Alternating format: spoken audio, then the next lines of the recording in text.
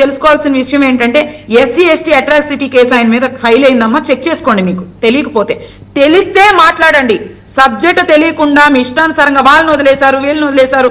మీలాగా ఎవరు వదిలేరమ్మా, ఎవరిని వదిలేరు. ఆయన మీద కేసు ఫైల్ అయింది, అది తెలుసుకోండి ఫస్ట్. అవునమ్మా, తెలుసు. మీరు తెలుసుకోకుండానే ఇక్కడికి రాలేదులేమ్మా. మీరు ఏం చేస్తున్నారో ఆంధ్ర రాష్ట్ర ప్రజలకు కూడా తెలుసులే గానీ మరి అంత తెలుసు ఈ కనీసం ప్రతిపక్ష హోదా లేకుండా మీ జగన్మోహన్ రెడ్డి గారు ఇంట్లో కూర్చున్నారమ్మా, 1 టైం సీఎం. పైగా 30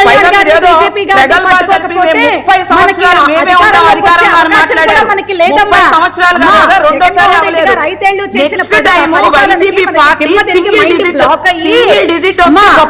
పవన్ కళ్యాణ్ గారిని జైల్లో ములాఖత్ అయ్యమ్మా. పాపం మనం కలిసి పోటీ చేద్దాం, మీ తెనాలే మా తెనాలే అనుకుంటూ పోటీ చేసుకుని గద్దెనెక్కటం అదో గద్దెనెక్కటమా? ఎప్పుడు మన పరిస్థితి ఎప్పుడు కూడా కలిసి వచ్చి గద్దెనెక్కడమే తప్ప సింగిల్ గా ఏనాడు పోటీ చేసి మనం నిరూపించుకున్నాం. మేము అన్ని రకాలుగా నిరూపించుకునే వచ్చామమ్మా. మీరు మాకు నీతులు నేర్పక్కర్లేదమ్మా. మీరు మాకు నీతులు నేర్పక్కర్లే. 5 ఏళ్ళు మేము ఎట్లా పరిపాలన చేశామో, ప్రజలకి మేమేం చేస్తామో మాకు తెలుసు. మేమేం చేసామో కూడా ప్రజలు చెప్తా ఉన్నారు ఈ రోజు. ఎవరు మరి ప్రజలు ఇచ్చారు 2 ఏళ్ళు అయింది. ఎందుకు అంకితం చేశారు?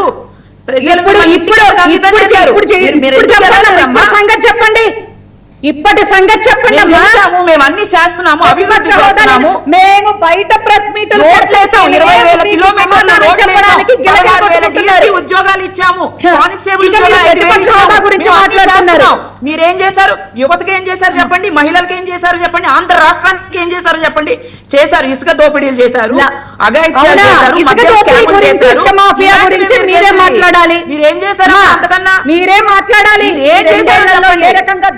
దాచుకుంటున్నారో అందరికీ తెలుసు. అమరావతి పేరు చెప్పి ఏ రకంగా దోచుకుంటున్నారో మీరు తోడుకునే నీళ్లు అద్దాలకి 2600 కోట్లు ఈ రకంగా చేసుకుంటూ వచ్చి చాలా బాగా మీరు డెవలప్ చేస్తున్నారమ్మా.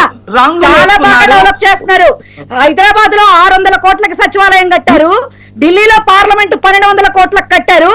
మరి మీరు విచిత్రంగా మరి స్క్వేర్ ఫీట్ కి 20,000 రూపాయలు ఇస్తున్నారంటే చాలా గొప్ప అభివృద్ధి అమ్మా. అసలు మామూలు అభివృద్ధి కాదు. అసలు మీరు చెప్తేనే అభివృద్ధి, మీరు ముందుంటారు. చెప్పేవి ఎలా ఉంటాయి? దొంగ వచ్చి దొంగ దొంగ ఒక్క పథకం తిన్నాక ప్రైవేట్ చేస్తున్నారు. మరి రేపు ప్రైవేట్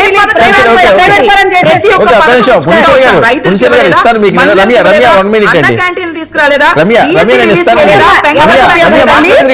మాట్లాడదు రమ్య, నేను ఇస్తాను. పునిశీల గారు 1 నిమిషం. శివపార్తి గారు ఏదో చెప్తున్నారు, ఇందాక మీరు అడిగారు, మాట్లాడండి.